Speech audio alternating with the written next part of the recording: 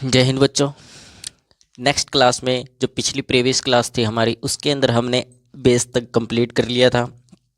हमने एसिड की रिएक्शंस देखी थी, बेस के बारे में पढ़ा था, बेस कितने टाइप का होता है, बेस के अंदर एसिड का क्या रोल होता है। ठीक है, तो ये सब चीज़ें हमने पिछली क्लास में पढ़ ली थी। तो आज हम करेंगे अपनी अगली क्लास। आज हम क्या करेंगे, अपनी अगली क्लास शुरू करेंगे। ठीक है, तो चलिए अपनी अगली क्लास की तरफ चलते हैं। हमने पिछली क्लास के अंदर बेस के बारे में बहुत कुछ पढ़ लिया था। मेरे ख्याल से हमने बेस के टाइप्स कर लिए थे कंप्लीट, कि बेस कितने टाइप्स का होता है।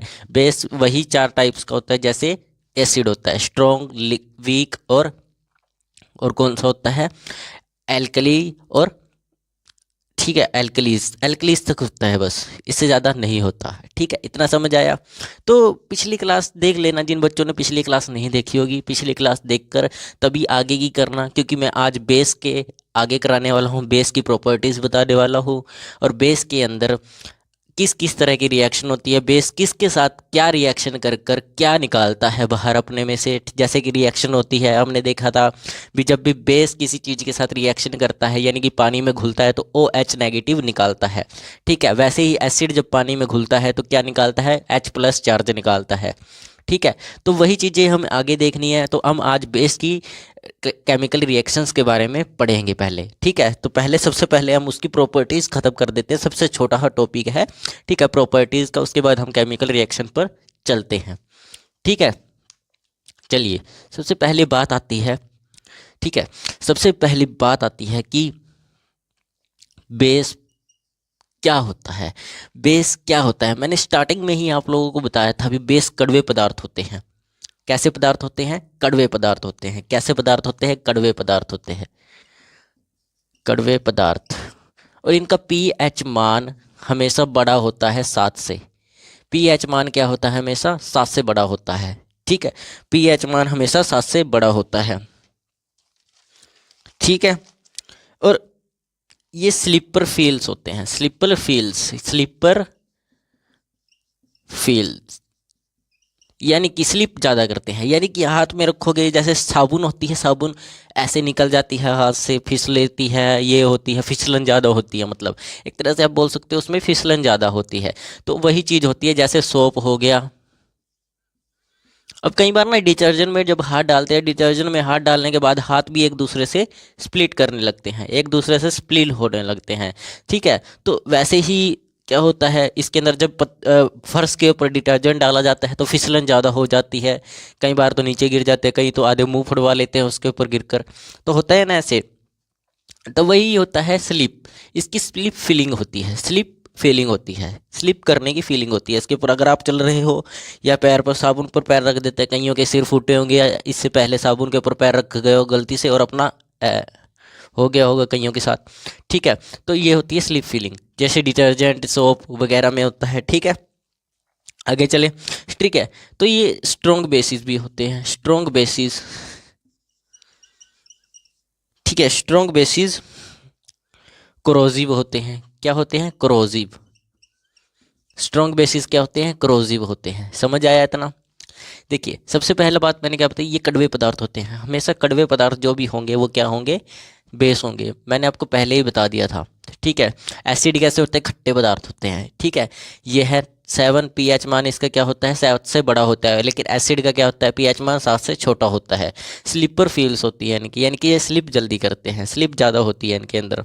ठीक है, और स्ट्रॉन्ग बेसिस होता है इनका। क्या होता है, स्ट्रॉन्ग बेसिस कोरिजिव होता है इनका। ठीक है, जो स्ट्रॉन्ग बेसिस होता है इनका वो क्या होता है, कोरिजिव होता है। ठीक है, समझ आया, कोरिजिव होता है।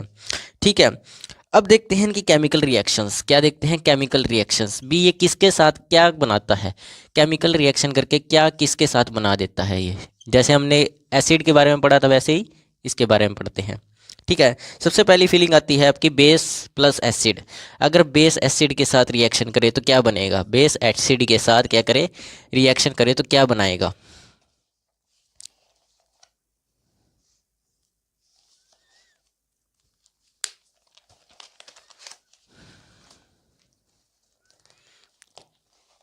ठीक है, समझ आया इतना।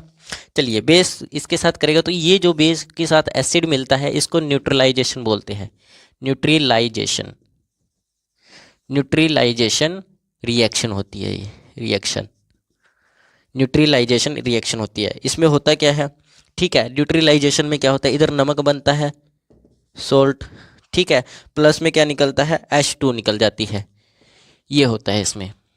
समझ आया? जैसे एग्जांपल लीजिए, बेस ले लीजिए कोई भी, मान के चलिए हम बेस लेते हैं NaOH, सोडियम हाइड्रोक्साइड, ठीक है, सोडियम हाइड्रोक्साइड ले लेते हैं, तो क्या बनेगा, देखिए सोल्ट बोला है, एसिड भी तो लेना पड़ेगा, एसिड भी लो कोई ना कोई, HCl ले लो, HCl हमने क्या ले लिया, एसिड ले लिया। तो HCl अगर एसिड लिया है तो क्या होगा, हमने H2 बाहर निकालना है, आपको पता है हमें क्या निकालना है, H2 बाहर निकालना है, क्या निकालना है, H2 बाहर निकालना है, ठीक है, H2O निकलेगा, सॉरी यहाँ पर क्या निकलेगा, O निकलेगा, तो हमें H2 बाहर निकालना है, H2O, यहाँ से ये H गया, ये H गया और ये वाला गया, ठीक है, O भी गया इसमें से, तो बचा क्या, Na और Cl, NaCl प्लस, तो ये वाली रिएक्शन तैयार हो जाएगी आपकी, तो ये वाली रिएक्शन क्या हो जाएगी, तैयार हो जाएगी। एग्जाम्पल नंबर 3 2 देखिए, इसका एग्जाम्पल दूसरा, ठीक है, 2KOH पोटेशियम हाइड्रोक्साइड, ठीक है, पोटेशियम हाइड्रोक्साइड, ठीक है, प्लस H2SO4, ये आ जाएगा आपका एसिड, ठीक है, ये क्या आ जाएगा, एसिड, ठीक है, क्या आ जाएगा, एसिड, ठीक है। अब क्या करना है आपको, यहाँ H2O बनाना है, यहाँ पर H लगा हुआ है, ठीक है, वैसे तो सारी जगह ही H है, इसमें है तो H ही सब जगह अभी, ठीक है, सब जगह पे H है। तो देखिए अब मेरे पास, मेरी बात ध्यान से सुनिएगा, यहाँ 2 है, ठीक है, यहाँ पर 2 हाइड्रोजन है, तो यहाँ पर 2 हाइड्रोजन आ जाएगा, क्योंकि देखिए 2 हाइड्रोजन यहाँ, 2 यहाँ, तो यहाँ 2 2 नहीं 4 हो गया, क्योंकि हाइड्रोजन तो हमें बाहर ही निकालनी है, इसके साथ साथ हम O भी निकालना है, ये वाला O भी 2 है, तो यहाँ लग गया 2, देखिए 2 हाइड्रोजन, ठीक है, यानी कि कितनी है, देखिए 2 2 4, ये वाला 2 इसके साथ मल्टीप्लाई करेंगे तो 4 हाइड्रोजन बन गई, ठीक है, तो 4 हाइड्रोजन यहाँ भी कंप्लीट होगी, और यहाँ पर देखिए 2 दूनी 2 एकम 2, यानी कि ये ऑक्सीजन 1 है और 2 के साथ गुणा करोगे तो कितनी आएंगी, 2 ऑक्सीजन आ गई, यानी कि इधर का काम खत्म हो गया, बच गया क्या हमारे पास, ये बच गया, ये तो खत्म हो गया, यहाँ से बचा क्या, SO4 और K, SO4 और 2KSO4, 2KSO4 बचा, क्या बचा, 2KSO4।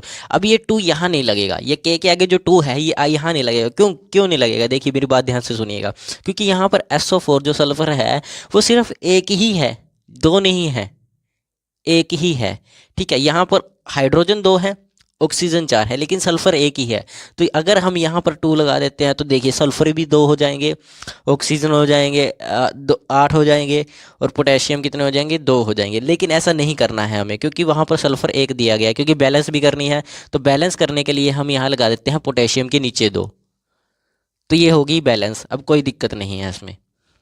इतना समझ आया रिएक्शन के बारे में। उसके बाद देखिए तीसरा एग्जाम्पल इसका, ठीक है, MgOH2, ठीक है, मैग्नीशियम हाइड्रोक्साइड प्लस,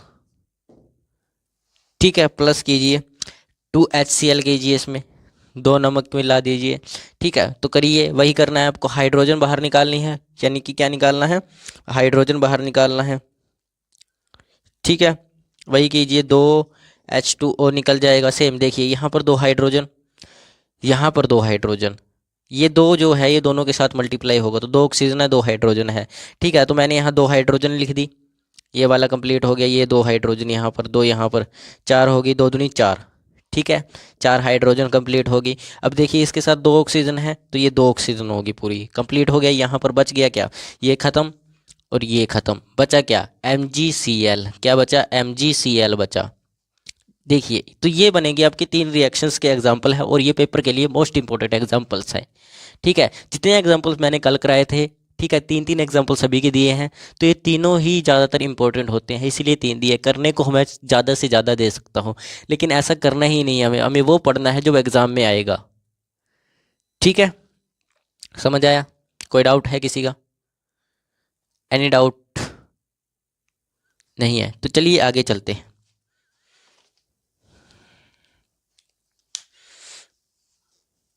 अगली रिएक्शन की तरफ चलते हैं।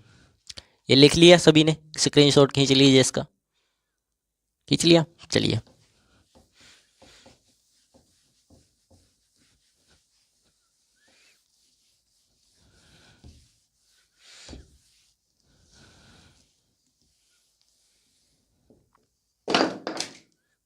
चलिए देखिए, अब देखते हैं सेकंड रिएक्शन क्या होती है। बेस तो होगा ही होगा, बेस की ही बात कर रहे थे तो बेस तो होगा ही होगा, plus non metal. Non metal के साथ मिलकर बेस क्या बनाता है, नॉन मेटल के साथ मिलकर बेस क्या बनाएगा, ठीक है, क्या बना सकता है। ठीक है, देखिए सबसे पहली बात आएगी आपकी, क्या बना सकता है नॉन मेटल ऑक्साइड के साथ। नॉन मेटल ऑक्साइड भी लगाया है इसने, तो ऑक्साइड लगा लीजिए, ऑक्साइड भी होगा, तो रिएक्शन ऐसे ही होती है इनकी। तो सबसे पहला देखिए एग्जाम्पल में क्या बनेगा, तो बेस प्लस CO2, ये होती है आपकी, मान के चलिए, यही मान के चलिए आपकी मेटल ऑक्साइड होगी, मेटल ऑक्साइड, ठीक है, मेटल ऑक्साइड हो गई, समझ आया। ठीक है, तो इधर बनेगा क्या, कार्बोनेट, कार्बोनेट ऑक्साइड बनेगी इधर की तरफ। ठीक है, कार्बोनेट ऑक्साइड बनेगी, प्लस सोल्ट भी बनेगा। ठीक है, ऑक्साइड सोल्ट बनेगा, प्लस ऑफ H2O बाहर निकलेगा, वाटर बाहर जरूर निकलेगा। क्या निकलेगा, वाटर बाहर जरूर निकलेगा। जैसे एग्जांपल आपका, ये तो चलो इसकी होगी बेस प्लस नॉन मेटल की। अब इसका एग्जांपल देखिए आप क्या बनेगा। एग्जांपल मान के चलिए NaOH ले लेते हैं बेस, ठीक है, NaOH बेस ले लेते हैं, तो यहाँ पर लगा दीजिए CO2। अब ये वाला बेस इसके साथ अगर कंपैरिजन करना है तो 2 आएगा, ठीक है, इसके साथ रिएक्शन करनी है तो ये यहाँ पर लिख देता हूँ मैं H2O। अब देखिए ध्यान से देखिएगा और ध्यान से समझिएगा। ठीक है, अब देखिए आपको क्या करना है, carbon oxide, carbonate oxide salt बनाना है। तो कार्बन ऑक्साइड सोल्ट कैसे बनेगा, देखिए क्या करना है आपको, इसके अंदर Na, दो Na है, सोडियम है 2, ठीक है। आपको क्या करना है, वाटर बाहर निकालना है। क्या निकालना है, वाटर बाहर निकालना है, लेकिन आपके पास वाटर यहाँ पर पूरा है, ये देखिए 2 ऑक्सीजन है और 2 हाइड्रोजन है, 2 ऑक्सीजन और 2 हाइड्रोजन, कितने, 2 ऑक्सीजन है और 2 हाइड्रोजन है, क्योंकि ये 2 सबके साथ मल्टीप्लाई हो रहा है। लेकिन पानी बनाने के लिए आपको सिर्फ हाइड्रोजन 2 चाहिए, ऑक्सीजन 1 ही चाहिए होगी। ठीक है, पानी बनाने के लिए सिर्फ आपको हाइड्रोजन 2 चाहिए और ऑक्सीजन 1 ही चाहिए, तो ये 1 ऑक्सीजन बच जाएगी यहाँ पर, ये 1 ऑक्सीजन बच जाएगी, तो ये 1 ऑक्सीजन जो है यहाँ पर ऐड हो जाएगी। क्या हो जाएगा, यहाँ पर ऐड हो जाएगा। अब ये CO2 की जगह CO3 बन जाएगा। दोबारा से समझिएगा, देखिए ध्यान से समझिएगा। देखिए यहाँ पर हमारे पास 2 ऑक्सीजन है, हमें पता है जब भी बेस नॉन मेटल के साथ क्या करेगा, मतलब नॉन मेटल के साथ क्या करेगा, रिएक्शन करेगा, तब क्या बनेगा उसका। तो देखिए अब ध्यान से सुनिएगा, कार्बोनेट ऑक्साइड सोल्ट बनेगा। क्या बनेगा, कार्बोनेट ऑक्साइड सोल्ट बनेगा। ठीक है, और प्लस की प्लस उसके अंदर से बाहर की तरफ क्या निकलेगा, पानी निकलेगा। बाहर क्या निकलेगा, पानी। तो आपको पता है जब भी पानी निकलेगा तो पानी आप पहले ही बना लो, पहले ही पानी बना लिया, और जो बच गया उठाकर उनको कंबाइन कर दो, वो आ जाएगा आंसर। समझ आया, कोई डाउट है किसी बच्चे का, नहीं है, तो चलिए आगे चलते हैं। ठीक है, अब देखिए नेक्स्ट एग्जांपल, नेक्स्ट एग्जांपल देखिए इसका, CaOH, ठीक है, CaOH2 प्लस CO2 ये दिया गया है। ठीक है, सी, अब बनाइए इसका। अब सबसे पहले काम वही करना है आपको, बाहर ऑक्सीजन निकाल देनी है और बाहर वाटर निकाल देना है बाहर। तो यहाँ पर देखिए 2 oxygen 2 hydrogen, 2 oxygen 2 hydrogen, 2 oxygen 2 hydrogen. तो क्या करोगे आप, यहाँ पर 2 हाइड्रोजन निकालोगे, 1 ऑक्सीजन निकालोगे, 1 बच गई यहाँ पर, 1 ऑक्सीजन जो यहाँ से है यहाँ कंबाइन हो जाएगी, तो CO3 बन जाएगा। ये क्या बन जाएगा, CO3, क्योंकि यहाँ पर जो 1 ऑक्सीजन बच गई थी वो मैंने किसके साथ कंबाइन कर दी, यहाँ वाली ऑक्सीजन के साथ कंबाइन कर दी, जोड़ दी। तो बचा क्या है, CaCO3 plus of H2O, water बाहर निकल गया। क्या निकल गया, वाटर बाहर निकल गया। समझ आया, कोई डाउट है किसी बच्चे का, नहीं है, चलिए आगे चलते हैं। अगला एग्जांपल देखिएगा जरा। ठीक है, तो 2KOH दिया गया है, 2KOH दिया गया है, ठीक है, प्लस ऑफ SO2 दिया गया है। क्या दिया गया है, SO2 दिया गया है। ठीक है, तो बनाइए, वही काम करना है आपको, हाइड्रोजन बाहर आ जाएगी और ऑक्सीजन 1 आ जाएगी। यहाँ पर 2 हाइड्रोजन है, 2 ऑक्सीजन है, तो 1 ऑक्सीजन यहाँ बच गई, यहाँ पर 1 ऑक्सीजन बची है ना, तो यहाँ तो 1 ही ली है, तो यहाँ पर लगा दो आप, 3 हो जाएगी। ठीक है, 3 हो गई, बचा क्या है इसके आगे, SO लगा हुआ है, S लगा हुआ है, तो बचा क्या है यहाँ पे, 2K बचा है। अब K को हम 2 नहीं लिख सकते, ये जो K है ये यहाँ पर हम ऐसे नहीं लिख सकते। इसको क्यों नहीं लिख सकते, मेरी बात ध्यान से सुनिए, क्योंकि यहाँ पर सल्फर जो है 1 है, यहाँ पर सल्फर कितना है, 1 है। अगर हम यहाँ पर लिख देते हैं, ये 2 उठाकर सीधा यहाँ पर लिख देते हैं, तो क्या बनेगा, देखिए 2 पोटेशियम तो ठीक बन जाएगा, लेकिन सल्फर 2 हो जाएंगे, लेकिन इस साइड सल्फर 2 है ही नहीं।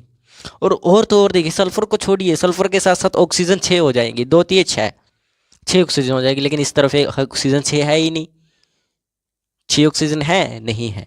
तो इसका मतलब ये यहाँ नहीं लिखा जा सकता, ये यहाँ आएगा पैरों में। समझ आ गया? किसी बच्चे का कोई डाउट है इसमें? Any doubt? नो। चलिए आगे चलते हैं।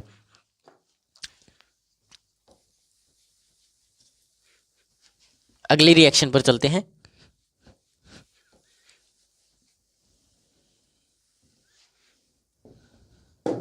नेक्स्ट रिएक्शन देखिए, थर्ड पार्ट।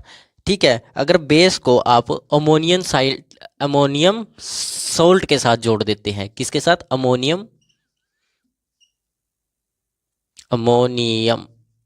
सोल्ट के साथ जोड़ देते हैं, तो क्या होगा? सोल्ट के साथ जोड़ देते हैं तो क्या बनेगा? देखिए, बेस प्लस अमोनियम सोल्ट कौन सा होता है? नॉर्मल। देखिए NH4Cl ये वाला होता है अमोनियम सोल्ट। कौन सा सोल्ट? अमोनियम सोल्ट होता है। ठीक है, जितने भी अमोनियम सोल्ट है, अगर उनके साथ आप बेस को कंबाइन करते हैं, बेस को आप रिएक्ट करते हैं, रिएक्शन करवाते हैं उनके बीच में, तो क्या होगा, क्या निकलेगा उनमें से, ये हमें जानना है। तो ये जानना है तो क्या होगा? मार्कर भी सूख गए हैं बच्चों आपके चक्कर में।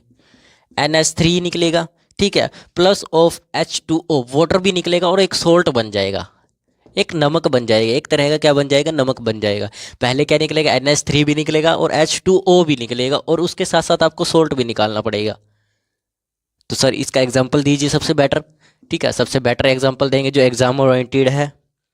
ठीक है, एग्जाम ओरिएंटेड है तो देखिए NaOH प्लस ये वाला sodium oxide, sodium hydroxide NH4Cl, इसके साथ कर लीजिए। सिंपल है ना, इसके साथ कीजिए सीधा, तो क्या बनेगा? मैंने क्या बोला है आपको बच्चों? पहले NH3 निकालना है। देखिए अब NN देख लीजिए कहाँ पर है, ये एक N रहा, यहाँ पर N आ गया सर। अब हमें H3 चाहिए, कितने चाहिए? H 3 चाहिए, तो एक H यहाँ से, 3 H यहाँ से निकाल लेंगे, यहाँ आगे 3 H प्लस ऑफ। अब देखिए यहाँ पर 4 थे तो यहाँ पर एक H बचा, एक H बच गया क्योंकि 3 हमने यहाँ दे दिए। ठीक है, 3 हमने यहाँ दे दिए, अब यहाँ पर एक बचा है, और अब हमें चाहिए क्या? H2O भी चाहिए। H2O चाहिए तो इसको इसके साथ कंबाइन कर दो तो H2 हो जाएंगे, और एक को यहाँ से निकाल लो, ये वाला हो गया। बचा क्या? ये बचा, ये भी हो गया कंप्लीट, ये बचा, ये और ये बचा, तो NaCl। और यही NaCl आपके घर में यूज होता है, नमक, खाने वाला नमक NaCl, और यही पेपर के लिए बहुत ज़्यादा जरूरी है NaCl। समझ आया?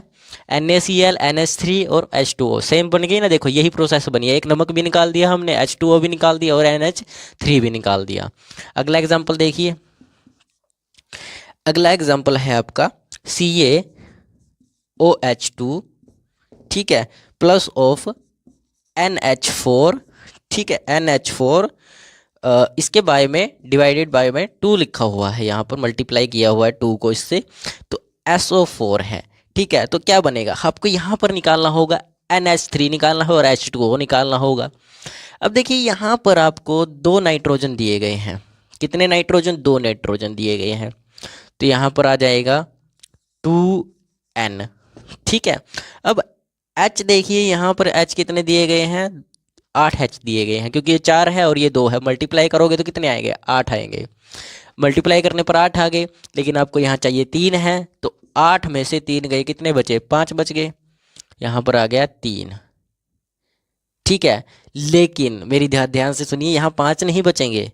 मेरी बात ध्यान से सुनिएगा, 5 नहीं बचेंगे। क्यों नहीं बचेंगे 5? देखो ध्यान से, यहाँ 2 लग चुका है, 2 लगेगा। हमें चाहिए यहाँ पर N के पैरों में 3 चाहिए। कितना चाहिए? 3 चाहिए। N के पैरों में कितना चाहिए? 3 चाहिए। तो आप लोगों के लिए तो गड़बड़ी हो गई, क्योंकि यहाँ पर है 5, यहाँ पर बच जाए, हमें यहाँ से निकालने के लिए यहाँ 3 लगा दिया, लेकिन बन कितने गए? 6 बन गए। तो वहाँ पर 6 घटा दो, वहाँ से निकाल दो 6 के 6 हाइड्रोजन, क्योंकि यहाँ 6 आ चुके हैं इसके, तो यहाँ से 6 निकालोगे तो कितने बचे? 2 बचे। कितने बचेंगे? 2 बचेंगे। कितने बचेंगे? 2 बचेंगे। ठीक है, 2 बचे। अब देखिए आपको यहाँ पर वाटर भी निकालना है। क्या निकालना है? वाटर भी निकालना है। तो वाटर निकालने के लिए देखिए यहाँ पर कितने हैं? दो एच दिए गए हैं। कितने एच दिए गए हैं? 2 एच दिए गए। और बच्चों यहाँ भी 2 एच बचे हैं ना यहाँ पर 2 एच। तो 2 एच और 2 एच कितने हो जाएंगे? 4 एच हो जाएंगे। तो 2 यहाँ पर लिख देता हूँ, H2 यहाँ पर लिख देता हूँ। हो गए पूरे 2 एच, 4 एच पूरे कंप्लीट इधर से उठ गए। अब ऑक्सीजन बचा है, यहाँ पर 2 ऑक्सीजन है, यहाँ लगा दिया। देखो 2 ऑक्सीजन हो गए, 4 हाइड्रोजन हो गए कंप्लीट। यहाँ पर देख लीजिए ये भी पूरा आ गया। अब बचा क्या? ये भी खत्म, ये भी खत्म। बचा क्या? CaSO4, CaSO4, CaSO4, ये बचा। तो बच्चों बन गई ना, देखो रिएक्शन। कोई दिक्कत आई किसी रिएक्शन में? नहीं आ रही है। इतनी आसानी से तो कर रहे हैं भाई, दिक्कत कहाँ से आनी है। ठीक है, चलिए आगे चले, अगली रिएक्शन पे चलते हैं।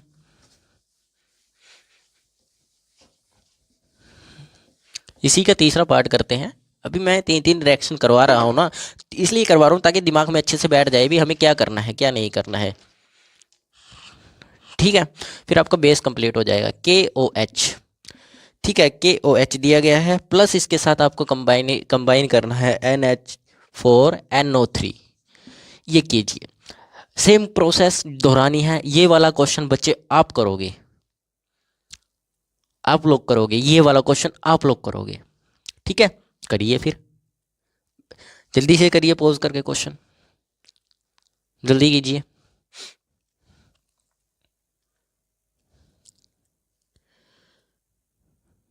चलिए, कर लिया होगा सभी बच्चों ने। अब हम आगे करते हैं। देखिए हमें क्या निकालना है? NH3 निकालना है, NH3 निकालना है, प्लस H2O निकालना है। क्या निकालना है? H2O निकालना है।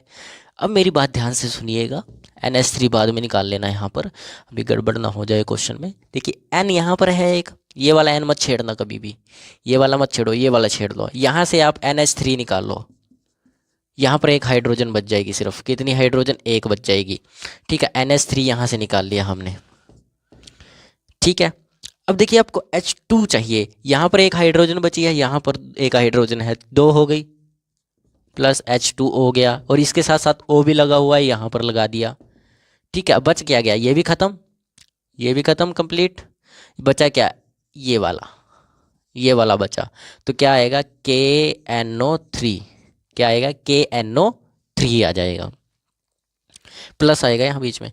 ठीक है, तो ये वाली रिएक्शन आपकी इसकी बनेगी। समझ आया? कोई डाउट किसी बच्चे को?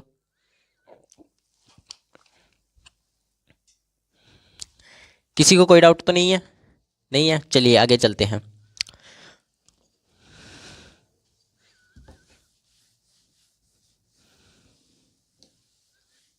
तीन रिएक्शन है, समझ आ गई इसकी? 3 तरह की रिएक्शंस होती हैं इनकी। अब देखते हैं बेस, पेपर के लिए बेस कौन कौन से होते हैं आपके मोस्ट इंपॉर्टेंट बेस, जो उनसे पेपर में ज़्यादा पूछे जाते हैं, और उनका फॉर्मूला भी बताऊंगा मैं। ठीक है, पेपर में देखिए मेनली आपको ज़्यादातर पूछा जाएगा, ऐसे टेबल बना लीजिएगा सभी बच्चे।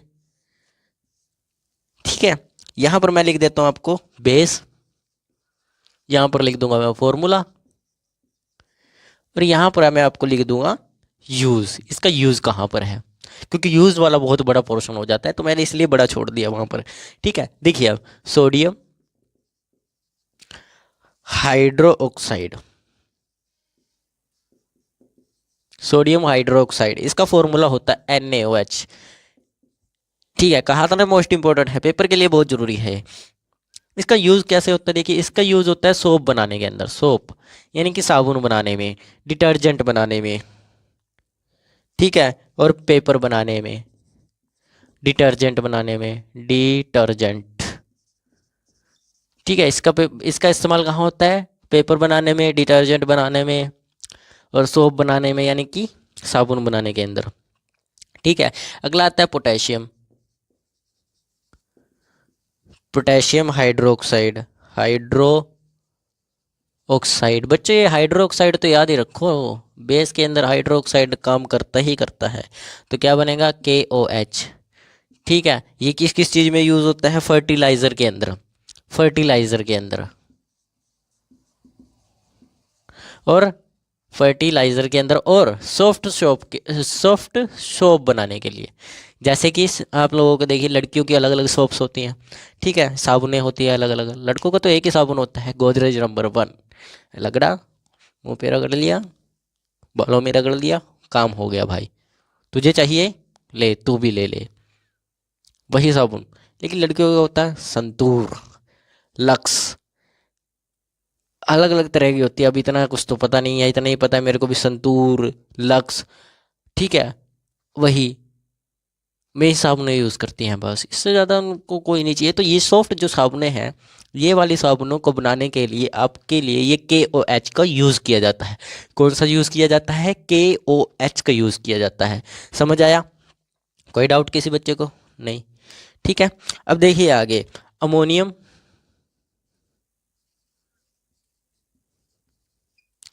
अमोनियम हाइड्रोक्साइड, क्या? हाइड्रो ऑक्साइड, क्या? Hydro oxide, ammonium hydro oxide. Ammonium hydro oxide का फॉर्मूला होता है NH4 ऑफ OH। ये से तो अमोनियम होता है, ये अमोनियम होता है। देखिए अमोनिया का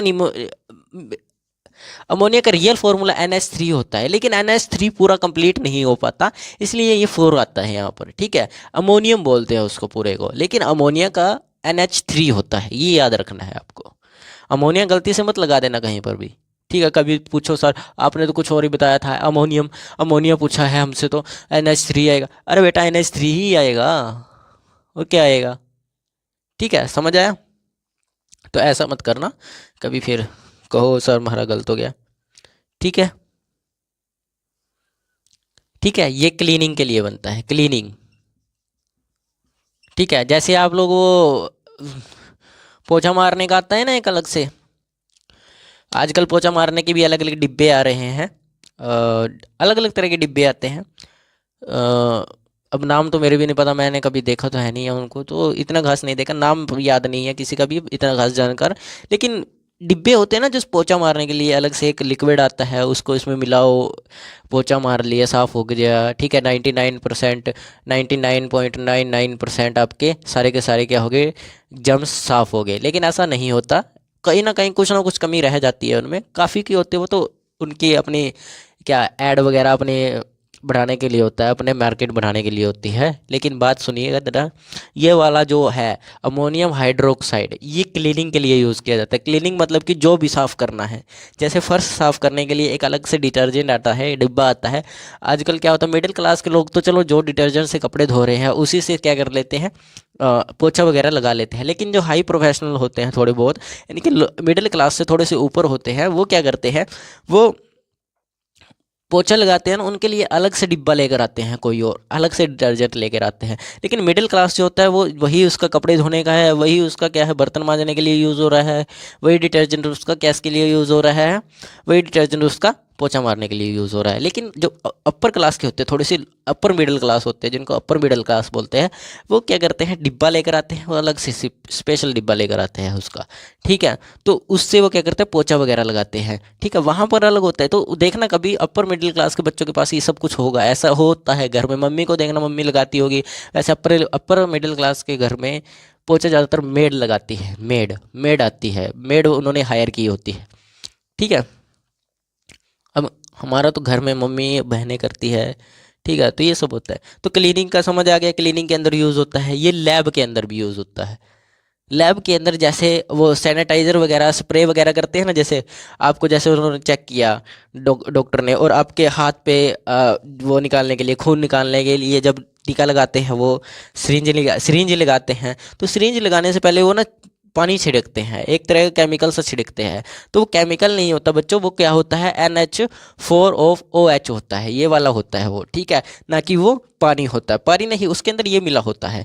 वो लगता है ना जब, तो वो क्या होता है, आपके जो जम्स है वो साफ़ हो जाते हैं, हाथ के जो जम्स है वो बिल्कुल, जो यहाँ पर लगती है, कहीं से भी निकाले, यहाँ से निकालते हैं, कहीं उंगली से निकालते हैं, उंगली से तो वैसे ही निकाल लेते हैं, वो ऐसे टिक करके ऐसे निकाल लेते हैं। लेकिन जहाँ वो यहाँ से निकालते हैं ना, नसों से, तो उन पे ना वो एक एक क्लीनिंग सा वो करते हैं, वो डालते हैं, स्प्रे सी करते हैं। स्प्रे करने के बाद वो सिरिंज लगाते हैं, उसमें सिरिंज लगाने के बाद वो निकाल लेते हैं। पहले वो टाइट करते हैं ताकि आपके नसों का खून बहना थोड़ा बंद कर दे, जो नसों में खून रुक गया है वही निकले बाहर, ज़्यादा खून ना निकले।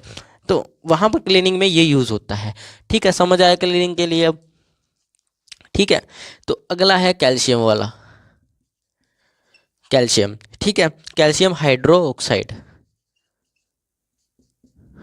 ये वाला कहाँ पर यूज़ होगा? इसका फॉर्मूला होता है CaOH2, कैल्शियम हाइड्रो ऑक्साइड। ये मोटर के अंदर यूज़ होता है, मोटर, ठीक है, मोटर के अंदर यूज़ होता है।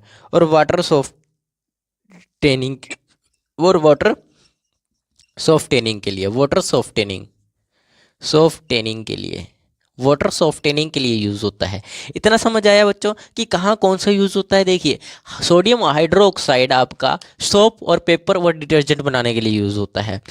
पोटेशियम हाइड्रोक्साइड आपका KOH आपका फर्टिलाइज़र, फर्टिलाइज़र मतलब कि जो ये घास फूस वगैरह गंदी चीज़ें उग जाती है ना बीच में, फसल वगैरह के बीच में, तो उसमें यूज़ किया जाता है KOH। और सॉफ्ट सोप बनाने के लिए, जैसे लड़कियों की होती है ना, अलग अलग सोप्स होती है, संतूर, अलग से होती है, एक लक्स होती है, और खुशबू वाली अलग अलग सी होती है, नाम तो पता नहीं इतने, ठीक है। हमारा तो एक ही होता है, गोदरेज नंबर 1, वही रगड़ा, नहा लिए, बस कंप्लीट। भाई हॉस्टल में रह रहे हैं, अगर एक भाई ने दूसरे से शेयर करनी है, ले भाई तू भी यही लगा ले। लड़कों को तो लड़की अपनी चीज़ नहीं छेड़ने देती, ना ना ना, छेड़ लिया तो तू ही रख बस, अब मेरी नहीं है या मैं तो नहीं ले आऊँगी। लेकिन लड़के, भाई मैं नहा के अभी दे देता हूँ साबुन, ये ले भाई तू भी यूज़ कर ले, वो भी आगे पास कर दे तो कोई बात नहीं भाई तू भी यूज़ कर। एक साबुन 10-12 लड़कों में ऐसे ही घूम जाती है, ठीक है। तो लड़कों का तो ऐसा ही होता है। तो आगे देखिए, कैल्शियम हाइड्रोक्साइड CaOH2, ठीक है, मोटर के अंदर यूज़ होता है और वाटर सॉफ्टनिंग के लिए यूज़ होता है। जैसे वाटर को सॉफ्ट किया जाता है, जैसे प्योरीफायर किया जाता है, तो प्योरीफायर तो अलग चीज़ होती है, लेकिन एक वाटर सॉफ्टिंग का होता है। मिनरल वाटर देखा है, वो सॉफ्टिंग के लिए यूज़ होता है। तो सॉफ्टिंग के अंदर क्या होता है, ये वाटर सॉफ्टनिंग यूज़ किया जाता है। साफ साफ लिख देता हूँ, वाटर सॉफ्टनिंग, वाटर सॉफ्टेनिंग। इतना समझ आया? किसी बच्चे को कोई डाउट है? नहीं है तो आगे चलते हैं, ठीक है। अभी देखते हैं इनके पीएच मान क्या होते हैं। क्या देखते हैं? पीएच मान। मिटा दें? सब बच्चों ने लिख ही लिया होगा, मिटा देते हैं।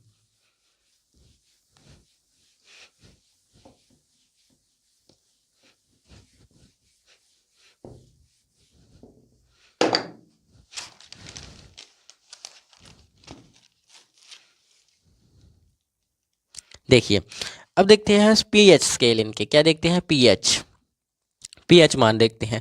पीएच मान के अंदर मिल्क ऑफ मैग्नीशियम का, मैग्नीशियम, मैग्नीशियम का जो पीएच मान होता है वो होता है आपका 10 से लेकर 11 के बीच में। 10 से लेकर 11 के बीच में पीएच मान होता है, यानी कि कड़वापन ज़्यादा होता है। जितना ज़्यादा पीएच मान बढ़ेगा उतना ज़्यादा कड़वापन बढ़ जाएगा, ठीक है। जैसे नीम को बोलते हैं ना, नीम बहुत ज़्यादा कड़वी होती है, लेकिन जो चीज़ कड़वी होती है ना वो फ़ायदेमंद भी बहुत होती है, ठीक है। जो चीज़ कड़वी होती है ना वो फ़ायदेमंद भी बहुत होती है आप लोगों के लिए, ठीक है। कई बार हो गया उत्तम माँ बाप की बातें कड़वी लगती है, लेकिन वो हमारे लिए बहुत कामदायक साबित होती हैं, ठीक है। आपको कामयाब बनाने में उन्हीं का हाथ होता है, ठीक है, जो कड़वी बातें होती है। बाकी दुनिया तो आपसे प्यार से बात करेगी, ठीक है ना, लेकिन माँ बाप जो होते हैं वो आपसे कड़वे तरीके से बात करते हैं, ताकि इसको पता चले भी कोई है जो इसको सुधारने में लगा है, ठीक है। तो ऐसा होता है भाई। चलिए आगे अगला देखते हैं। अगला है सोप सॉल्यूशन। क्या देखते हैं? Soap solution, soap solution. Soap solution के अंदर 9 से 10 तक के पीएच मान होता है इसका, 9 से 10 तक का। जितना ज़्यादा कम होगा उतना कड़वा कम होगा, जितना ज़्यादा पीएच मान बढ़ेगा उतना क्या होगा? जितना कम उतना कड़वापन कम होगा, ठीक है। लेकिन जितना पीएच मान ज़्यादा उतना ही क्या होगा? कड़वापन ज़्यादा हो जाएगा, ठीक है। समझ आया? उसके बाद देखते हैं NaOH में, सोडियम ऑक्साइड में, हाइड्रोक्साइड में। सोडियम हाइड्रोक्साइड के अंदर 13 से लेकर 14 तक का पीएच मान होता है, सबसे कड़वा होता है, ठीक है। अमोनियम हाइड्रोक्साइड का 11 पीएच मान होता है। अमोनियम हाइड्रो ऑक्साइड का, हाइड्रो, अरे सीधा फॉर्मूला ही लिख देता हूँ, आपको बता तो दिया क्या होता है, NH4OH, ठीक है। अमोनियम हाइड्रो ऑक्साइड का क्या होता है? 11 होता है इसका पीएच मान। पीएच मान क्या होता है? 11 होता है। समझ आया इतना? किसी बच्चे को कोई डाउट है? तो बच्चों देखो, ध्यान से देखोगे तो एक तरह से ये चीज़ें आप लोगों के एग्ज़ाम ओरिएंटेड है। मैंने एकदम बिल्कुल एग्ज़ाम के अंदर से कहीं कहीं से देख देख कर कोई कोई रिएक्शन निकाल कर, जैसे एक आधी रिएक्शन तो मैंने अपने पास से दी है, लेकिन कहीं कहीं से मैंने रिएक्शंस निकाल कर दिए हैं आपको, कहीं कहीं से मैंने रिएक्शंस निकाल कर दी है। ठीक है, तो जाते जाते, ठीक है, तो जाते जाते हम आपको अपनी लिखी हुई एक शायरी सुना देते हैं। आज फिर लिखी मैंने एक शायरी। ठीक है, तो थोड़ी हो सकता है अच्छी ना हो सकता है अच्छी भी हो, लेकिन ध्यान से सुनना। ठीक है, कहा था हमने ज़िंदगी को, कहा था हमने ज़िंदगी को हर ख्वाहिशों को पूरा करना, कि कहा था हमने ज़िंदगी को हर ख्वाहिशों को पूरा करना, कमबख्त ज़िंदगी को बोलकर हम अपनी सारी ख्वाहिशें गवा बैठे। समझ आया?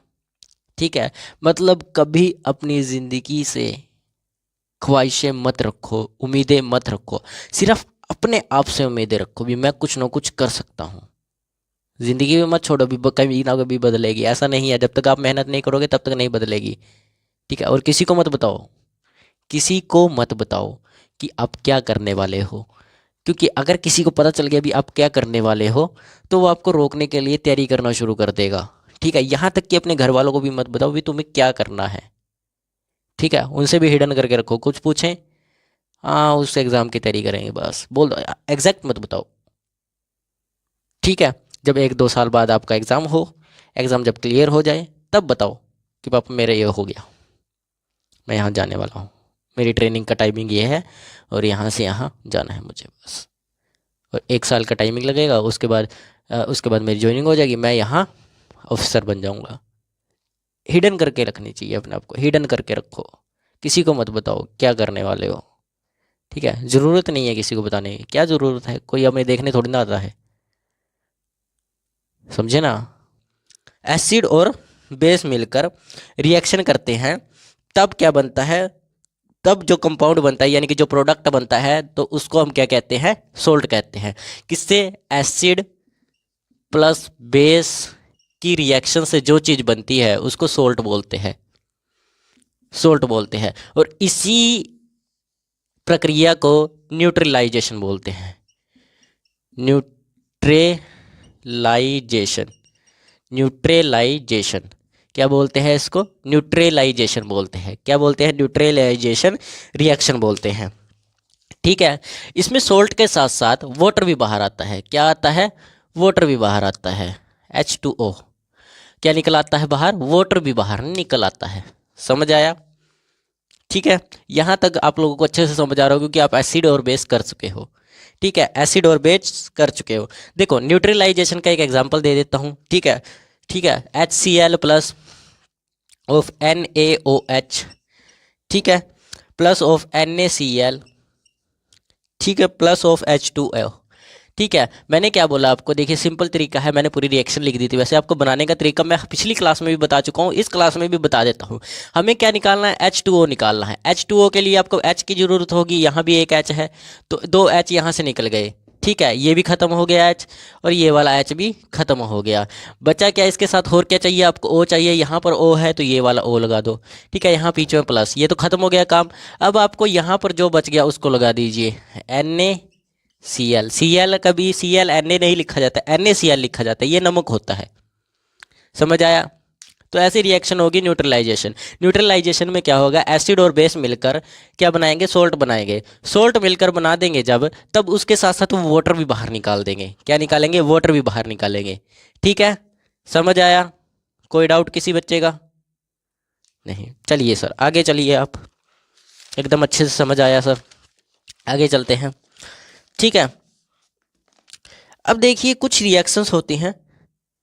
ठीक है, जैसे हाइड्रो, ठीक है, chloric, hydrochloric oxide plus of salt, plus of sodium hydroxide, sodium hydro oxide, hydro oxide. ठीक है, मिलकर क्या बनाती है, सोडियम क्लोराइड बनाती है। क्या बनाती है, सोडियम क्लोराइड। क्या बनाएगी, सोडियम क्लोराइड बनाएगी। क्लोराइड, ये पेपर में पूछा गया क्वेश्चन है। Hydrochloric oxide plus of sodium hydro oxide मिलकर कौन सी रिएक्शन बनाएगी, कौन सा कंपाउंड बनाएगी? प्लस ऑफ H2O भी बनाएगी। क्या बनाएगी? प्लस ऑफ H2O बनाएगी। ठीक है, तो ये पेपर के अंदर पूछा गया क्वेश्चन है आपके। ठीक है, कोई डाउट नहीं रखना है बच्चों, सीधा डायरेक्ट क्वेश्चन भी करने हैं। ठीक है, इतना टाइम नहीं है अभी हम क्वेश्चन भी करें, क्वेश्चन बाद में करें, और पहले हम सिर्फ कंसेप्ट पढ़े, ऐसा नहीं है। बीच बीच में मैं कई जगह पर आपको क्वेश्चन करवा चुका हूँ। ठीक है, आगे चलें। इतना समझ आया? कोई डाउट है किसी को? अब मेन बात आती है सोल्ट होता क्या है। मेन बात क्या आती है, सोल्ट होता क्या है। देखिए, एसिड क्या होता है। पहली बात देखिए, सोल्ट और जो बेस और एसिड है ये मिलकर क्या बनाते हैं, ये सोल्ट बनाते हैं। तो पहले एसिड के बारे में पता होना चाहिए। मैं बता चुका हूँ आपको, एसिड वो होता है जो H प्लस आयन निकालता है। क्या निकालता है? H प्लस आयन निकालता है। और बेस क्या होता है? जो OH नेगेटिव आयन निकालता है। क्या निकालता है? OH नेगेटिव आयन निकालता है। क्या निकालता है? OH नेगेटिव आयन निकालता है। ठीक है, और जो बेचता है वही सोल्ट होता है। ठीक है, यानी कि जो बच जाएगा ये तो क्या करेगा, बेस निकाल देगा बाहर अपना H आयन, और ये निकाल देगा OH आयन। ठीक है, OH निकाल दे दोनों ने। अब इन दोनों के अंदर जो चीज़ बच जाएगी वो क्या बन जाएगी, हमारी सोल्ट बन जाएगी। दोबारा से सुनिए जरा, जब एसिड H प्लस निकाल देता है, बेस OH नेगेटिव निकाल देता है, दोनों चीज़ें इसने निकाल दी। जैसे इसने अपना OH निकाल दिया और इसने अपना H निकाल दिया, H प्लस निकाल दिया। ये क्या है? आपका एसिड है और ये बेस है। ठीक है, तो इसने क्या किया, अपना एसिड निकाल दिया, यानी कि एसिड में से आयन निकाल दिया H प्लस, और इसमें से OH निकाल दिया। तो दोनों ने जब OH और H प्लस निकाल दिया तो बच गया जो वो होता है हमारा सोल्ट, NaCl बच गया। यही हमारा क्या होता है, सोल्ट होता है। समझ आ गया? अब कोई डाउट किसी बच्चे का? नहीं, ये होता है सोल्ट। ठीक है, अब सोल्ट भी कई प्रकार के होते हैं। सोल्ट भी कई प्रकार के होते हैं। एक नॉर्मल सोल्ट होता है, नमक नॉर्मल होता है एक नॉर्मल सोल्ट। ठीक है, नॉर्मल सोल्ट कैसा होता है? देखिए, ये क्या होता है, देखिए पूरी तरह से न्यूट्रलाइजेशन हो जाता है, कुछ नहीं बचता इसके अंदर। क्या हो जाता है? पूरी तरह से न्यूट्रलाइजेशन, पूरी तरह से न्यूट्रलाइजेशन हो जाए, न्यूट्रलाइजेशन। ठीक है, पूरी तरह से न्यूट्रलाइजेशन हो जाए। उदाहरण जैसे कि NaCl, उदाहरण कर दीजिए, जैसे NaCl बनेगा।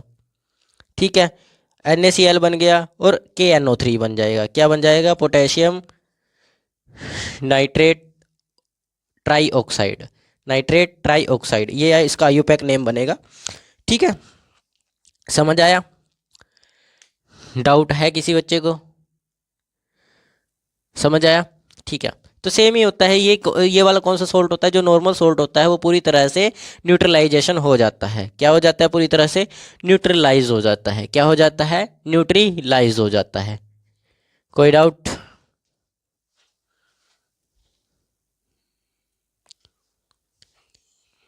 क्या हो जाता है? न्यूट्रलाइज हो जाता है। ठीक है, अब हम आगे देखते हैं।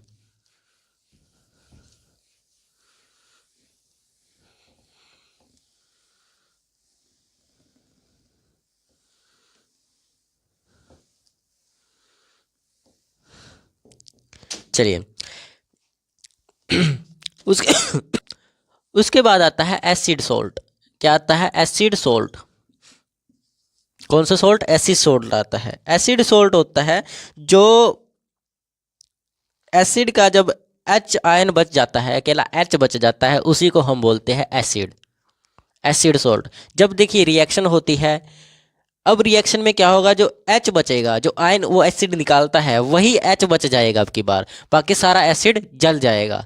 ठीक है, एसिड सारा जल जाएगा, खत्म हो जाएगा, नष्ट हो जाएगा, डिस्ट्रॉय हो जाएगा, लेकिन H बच जाएगा। H बच जाएगा तो उसी H को हम बोलते हैं एसिड सोल्ट।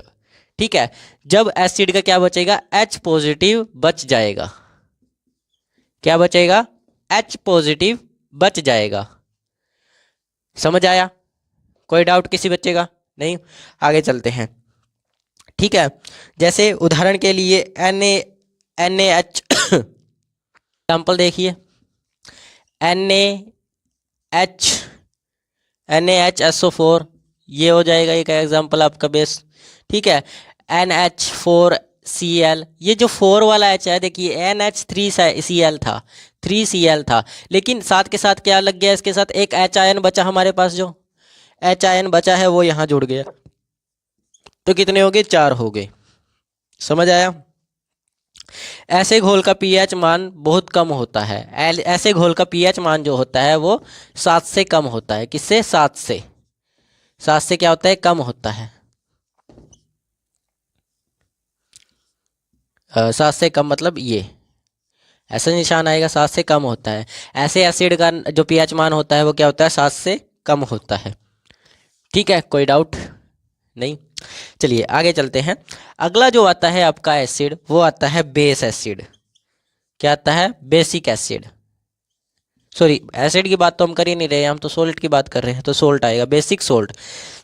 ठीक है, जिस बेस से, यानी कि जब भी रिएक्शन होगी, सारा कुछ बेस जो है वो बेस जल जाएगा, बेस डिस्ट्रॉय हो जाएगा, खत्म हो जाएगा, कुछ भी बोलिए, बेस क्या हो जाएगा, खत्म हो जाएगा, और उसका क्या बचेगा, OH नेगेटिव बचेगा। ये सारा खत्म हो जाएगा, क्या बचेगा, ओनली OH नेगेटिव बचेगा। उसी OH नेगेटिव बचे हुए को हम बेसिक सोल्ट बोलते हैं। दोबारा से सुनिएगा, इसमें क्या होगा, इसमें पूरा एसिड खत्म हो जाएगा, पूरा एसिड खत्म हो जाएगा, लेकिन क्या बचेगा, सिर्फ OH प्लस बचेगा। उसी OH प्लस बचे हुए को एसिड सोल्ट बोल देंगे। वैसे ही आएगा बेसिक सोल्ट। बेसिक सोल्ट के अंदर क्या होगा, बेस पूरा पूरा डिस्ट्रॉय हो जाएगा, खत्म हो जाएगा, लेकिन OH नेगेटिव जो बचेगा उसी को हम बोलेंगे, उसी को क्या बोलेंगे, हम बेसिक सोल्ट बोलेंगे। एग्जाम्पल देखिए, एग्जाम्पल बनेगा इसका, मैग्नीशियम OH2, ठीक है, मैग्नीशियम हाइड्रो ऑक्साइड, ठीक है, Cl भी लगेगा यहाँ पर, ठीक है। उसके बाद CaOHCO3, तो ये सब चीज़ क्या बनेगी, बेसिक सोल्ट बनेगा। इतना समझ आया? एसिड के अंदर क्या होगा, H पॉजिटिव जो बच जाएगा उसको बोलेंगे, और बेसिक के अंदर क्या होगा, OH नेगेटिव जो बच जाएगा, OH नेगेटिव, उसी को बोलेंगे हम क्या, ये बोलेंगे बेसिक सोल्ट। कोई डाउट है? नहीं? चलिए आगे चलते हैं।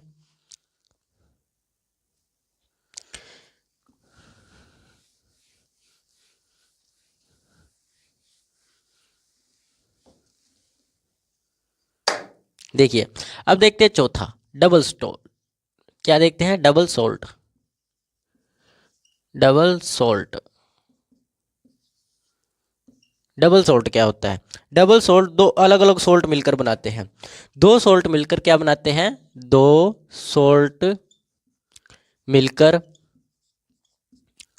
डबल सोल्ट बनाते हैं। क्या बनाते हैं, डबल सोल्ट बनाते हैं। जैसे उदाहरण के लिए लीजिए, उदाहरण पोटेशियम एल्यूमिनियम, ठीक है, पोटेशियम CSO4 प्लस ऑफ, ठीक है, NH4, ठीक है, NH4SO4, ठीक है, एक हो जाएगा पोटेशियम एल्यूमिनियम, पोटेशियम एल्यूमिनियम लिख लो, चाहे अमोनियम लिख लो, एल्यूमिनियम लिख लो, मीनियम, ठीक है। तो ये होगा, समझ आया? किसी बच्चे को कोई डाउट है? नहीं है? तो ये सब चीज़ें बनेगी बच्चों, समझ आया? अब चलते हैं अगले सोल्ट पर। देखिए, याद रखिएगा, दो सोल्ट मिलकर ही ये बनाएंगे डबल सोल्ट, इसीलिए इसका नाम डबल सोल्ट हो गया। ठीक है, पांचवा कॉम्प्लेक्स। कॉम्प्लेक्स सोल्ट क्या होगा, कॉम्प्लेक्स सोल्ट क्या होगा, देखिए ज़रा ध्यान से। कॉम्प्लेक्स आयन होता है, ठीक है, कॉम्प्लेक्स जब आयन बच जाता है, कॉम्प्लेक्स आयन बच जाता है, उसी को हम बोलते हैं कॉम्प्लेक्स होता है। ठीक है, एग्जाम्पल के लिए जैसे, ठीक है, K2, ठीक है, Fe। कॉम्प्लेक्स का मतलब क्या होता है, एक फॉर्मूला पूरा जनरेट हो जाता है, उसमें से आप ऑक्साइड स्टेट निकालते हो, ठीक है, ऑक्सीडेशन निकालते हो, ये सब चीज़ें निकालते हो जो हम आगे करने वाले हैं। अभी हमने चैप्टर ही कहाँ शुरू किया, अभी कॉम्प्लेक्स नंबर का। कॉम्प्लेक्स जो कंपाउंड्स है वो हमें चैप्टर शुरू ही नहीं किया, अभी करेंगे आगे तो पता चलेगा। ठीक है, अभी इतना समझिए कॉम्प्लेक्स होता क्या है, जो ये फॉर्मूले में लिखा जाता है इसी को बोलते हैं कॉम्प्लेक्स। ये बोलते हैं कॉम्प्लेक्स। दरअसल इसकी जो होती है हाइब्रिडाइजेशन निकालनी होती है, लेकिन मैं हाइब्रिडाइजेशन आपको एक शॉर्टकट तरीके से निकालना सिखा चुका हूँ। शॉर्टकट तरीके से मैंने निकालना सिखा दिया आपको हाइब्रिडाइजेशन। ठीक है, समझ आया? चलिए ठीक है, लेकिन मैं इसको दोबारा कराऊंगा एक बार, कॉम्प्लेक्स चैप्टर में दोबारा किया जाएगा ये। ठीक है, आगे देखते हैं अगला type, common salt.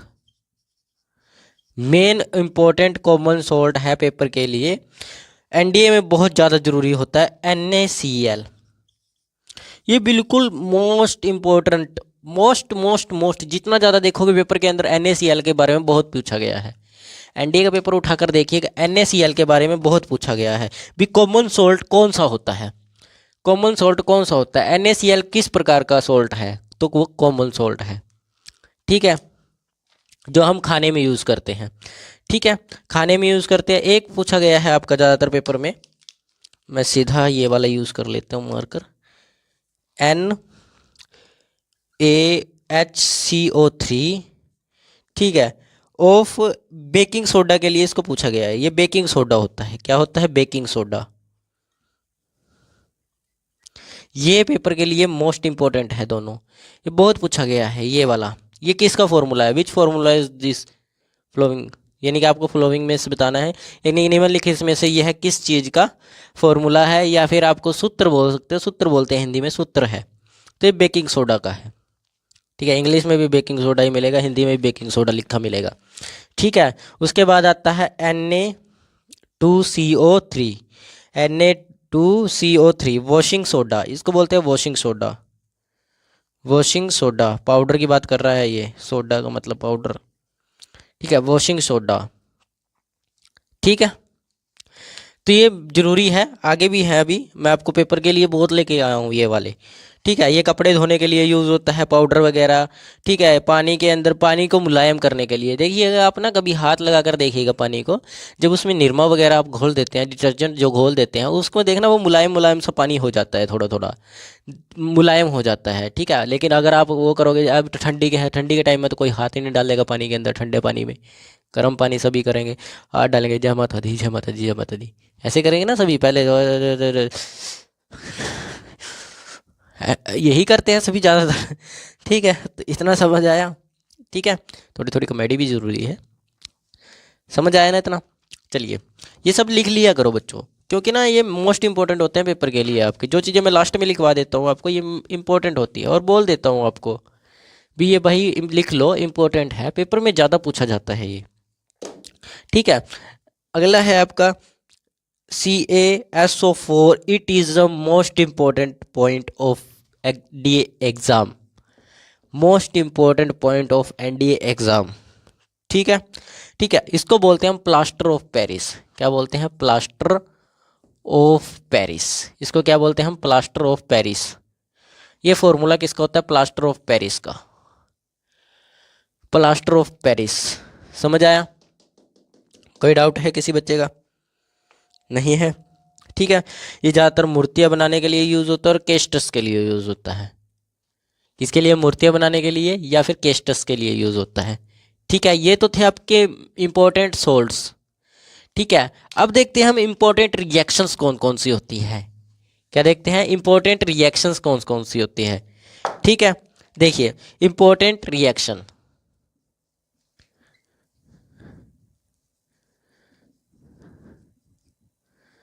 Important reaction कौन कौन सी होती है। पहली जो इंपॉर्टेंट रिएक्शन होती है वो सोल्ट और एसिड की होती है। क्या होती है, सोल्ट और एसिड की। मैंने आपको पहले ही बोला था ये पेपर में आती हैं ऐसी रिएक्शंस। ठीक है, जैसे सबसे इंपॉर्टेंट पेपर के अंदर पूछा गया है Na2CO3 प्लस ऑफ HCl। ठीक है, इसको बना लीजिए, बना लीजिए, क्या क्या बनेगा। ठीक है, देखिए जब भी एसिड और सोल्ट मिलेंगे तो आपको CO2 भी बाहर निकलेगा और H2O भी बाहर निकलेगा, दोनों मिल निकलेंगे। तो निकाल लीजिए, अब CO3 CO2 यहाँ से निकल गया।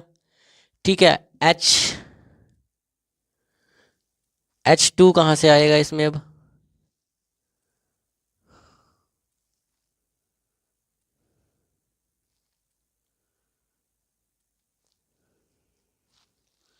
यहाँ 2 आएगा फिर।